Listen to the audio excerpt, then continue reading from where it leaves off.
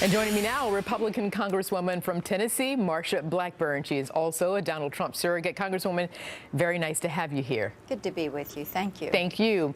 Well, let's start here in Hillary Clinton's claim that, Donald Trump is trying to interfere with our democracy. And as we know, that low voter turnout usually is not good for Democrats. Congresswoman, is it fair to ask, is Donald Trump somehow trying to deter people from voting, or might there be another reason for his drumbeat of a rigged election system?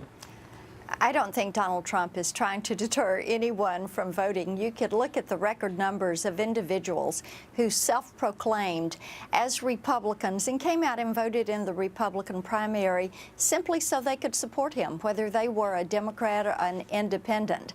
So I don't think that that is it at all. Quite the opposite may be true. You know, Arthel, I have come to see that when the Clintons start talking about it, it seems that that's something that they may be a little bit guilty of. You're suggesting that perhaps that they somehow, or what do you mean by that, Congresswoman? I don't want to put words in your mouth. I think, Arthel, that when you look at it, that they understand they need to get their voters out, and they would hope that a lot of Trump supporters do not come out. And we know we have a peaceful transfer of power in this country, and we're going to see that again. And these are two candidates who are trying to appeal to their base, to get their base out, and at the same time win over those independent voters that are going to decide the outcome of this election. Many of those individuals in the battleground states. And then, well, Congresswoman, to your point, if that is in fact what Donald Trump is trying to do, as well as Mrs. Clinton, to get those voters out there, new voters in particular, how does Trump's messaging galvanize those new voters that could help him win the election? I think his speech yesterday is what is galvanizing. And people know that when you talk about things that are a threat to the nation, you can look at Ms. Clinton's actions, her actions on Benghazi, the actions that are being borne out with the emails, the actions that you have seen with what has happened in the Middle East, the disruption there with Syria, what has happened with Iran. And those are things that pose other threats. Syrian refugees and bringing in additional refugees. Now, Arthel, those are things that voters are looking at and saying, oh my goodness, this is something that is not good for the health and stability of this country. Looking at $20 trillion worth of debt and hearing about adding more of an annual deficit to that accrued debt every year.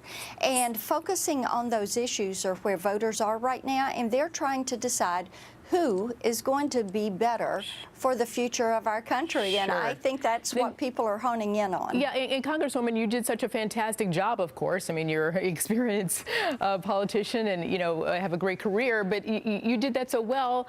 And I think that's what voters are wanting to hear from Donald Trump. He gave he presented a clear outline of his first 100 days in office in his Gettysburg speech, but then he also threatened to sue the women who have claimed unwanted sexual advances by Trump. I mean, so does he keep overshadowing the stronger aspect of his speech and then not outlining those reasons why you should not vote for Hillary Clinton? I think at this point in time, people are tired of hearing the attacks. They're tired of hearing about things that are not specific to the issues that they're concerned about. So many times, Arthel, we will hear people say, politicians just don't get it. These elections are not about them. These elections are about us, we the people. And there's never been a year more perfectly suited for that message. This is a year where the people of this country are saying, look, we want this country back on the right track.